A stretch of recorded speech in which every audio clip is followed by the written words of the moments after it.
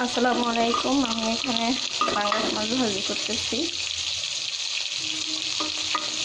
আমি আজকে আলু আর মটরশুঁটি দিয়ে রান্না করব। আমার মাছ ভাজি করা হয়ে গেছে, এবার মশলা কষিয়ে মাছগুলো ভুনা করে নেব। আমি সব মশলা অ্যাড করে নিয়েছি। এখন নাড়াচাড়া দিয়ে কষানো হয়ে গেলে আলু আর মটরশুঁটি দিয়ে দেব।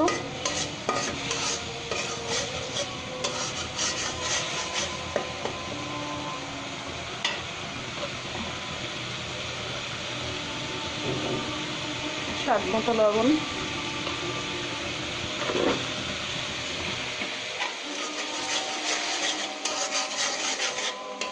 মটরশুঁটি দিয়ে দিচ্ছি।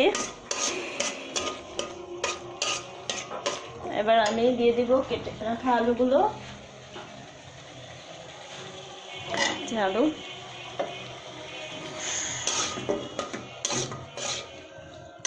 ভালো করে কষিয়ে নেব। দেখেন আমার আলু মটরশুঁটি কষানো হয়ে গেছে।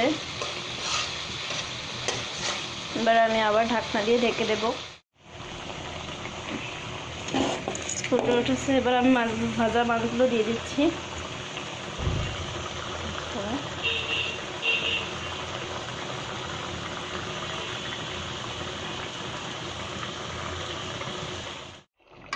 আলহামদুলিল্লাহ, দেখেন আমার মটরশুঁটি দিয়ে মাছ ভুনা হয়ে গেছে।